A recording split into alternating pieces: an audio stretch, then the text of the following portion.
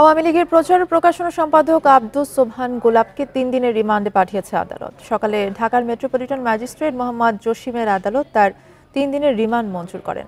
প্রিয় নম্বর সেট করে বিকাশে সেন্ড মানি করুন ফ্রি।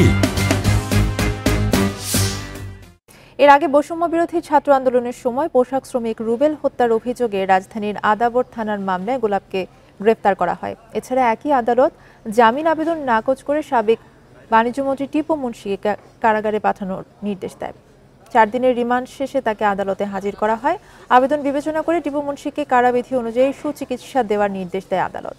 রাজধানীর বাড্ডা থানায় দায়ের করা সুমন শিকদার নামের এক ব্যক্তিকে হত্যার অভিযোগে মামলা রয়েছে সাবেক বাণিজ্যমন্ত্রীর বিরুদ্ধে।